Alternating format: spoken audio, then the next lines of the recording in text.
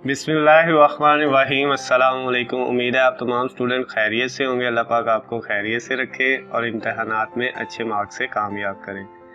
Dear students, इस video में मैं आपके साथ डिस्कस करूंगा 12th क्लास स्टैटिस्टिक के मोस्ट इम्पोर्टेंट शॉर्ट क्वेश्चंस के guess papers according to new paper scheme 2022।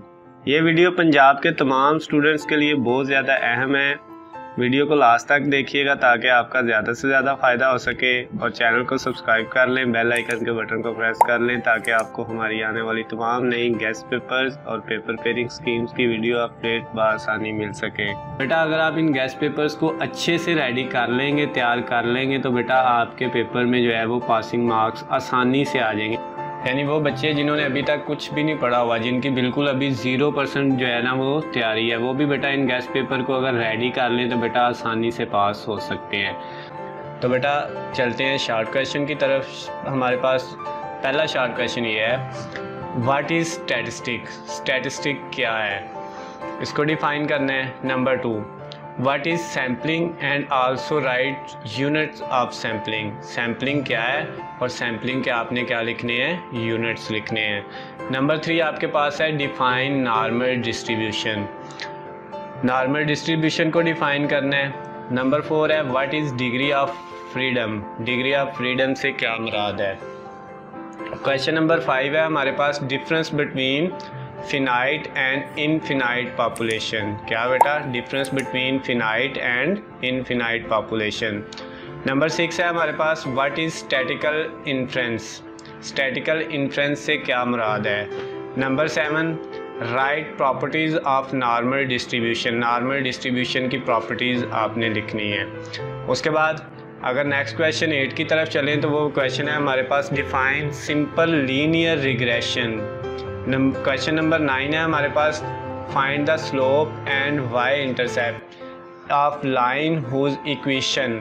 ये हमारे पास इक्वेशन है 3x - 5y is equal to 20। इस इक्वेशन की हमने स्लोप भी फाइंड करनी है और y इंटरसेप्ट भी फाइंड करना है। उसके बाद नेक्स्ट है what is parameter. Question number 10 जो है वो क्या है, व्हाट इज़ पैरामीटर। पैरामीटर से क्या मुराद है। क्वेश्चन नंबर 11 है differentiate between estimate and estimator. Estimate और एस्टीमेटर में क्या फ़र्क है। क्वेश्चन नंबर 12 है हमारे पास write additive model of time series. Time series का आपने क्या करना है, एडिटिव मॉडल लिखना है।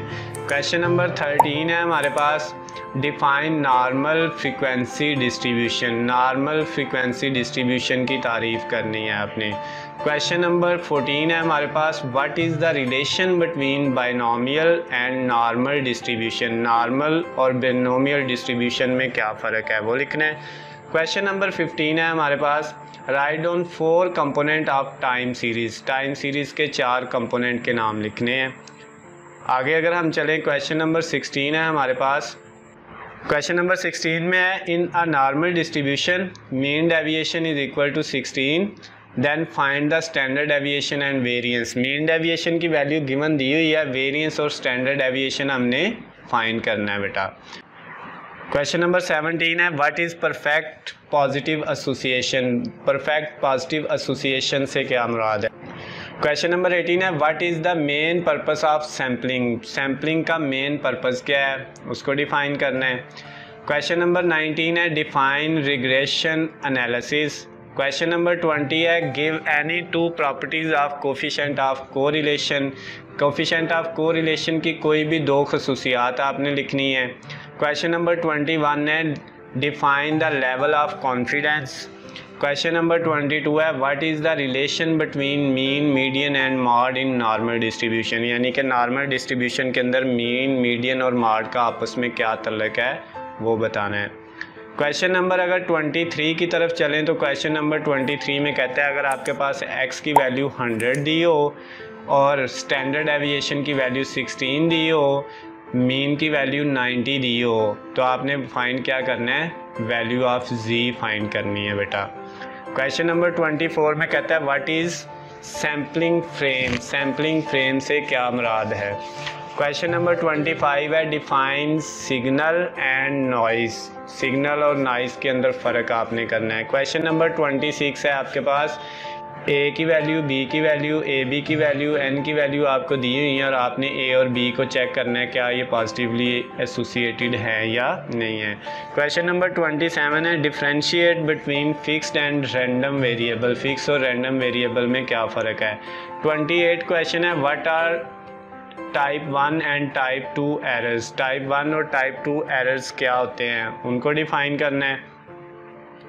नेक्स्ट हमारे पास है क्वेश्चन नंबर 29 जिसमें क्या कहता है define cyclical variation. Cyclical variation को डिफाइन करना है। क्वेश्चन नंबर 30 है in a normal distribution mean equal to 85, standard deviation is equal to 4.5 और आपने फाइंड करना है Q3 यानी थर्ड क्वार्टाइल आपने फाइंड करना है बेटा। उसके बाद 31 क्वेश्चन को अगर देखें तो उसमें कहता है differentiate between simple and composite hypothesis.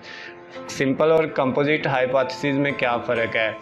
Question number 32 देखें तो क्वेश्चन नंबर 32 में हमने करना है व्हाट इज़ टेस्ट स्टैटिस्टिक, यानी कि टेस्ट स्टैटिस्टिक से क्या मुराद है। क्वेश्चन नंबर 33 देखें तो उसमें क्या कह रहा है what is meant bye sampling error. Sampling error से क्या मुराद है उसको डिफाइन करना है।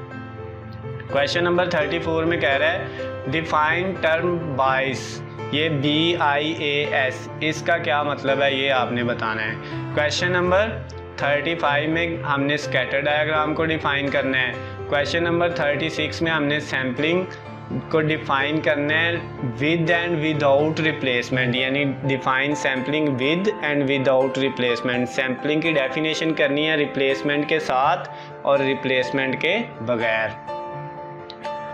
क्वेश्चन नंबर 37 में कहता है अगर आपके पास x बार की वैल्यू 1 दी हो, ये x बार है यानी x के ऊपर जो लाइन लगी होती है, y बार की वैल्यू अगर 2 दी हो और b की वैल्यू भी कितनी हो 2 हो, तो आपने वैल्यू किसकी फाइंड करनी है, a की वैल्यू फाइंड करनी है।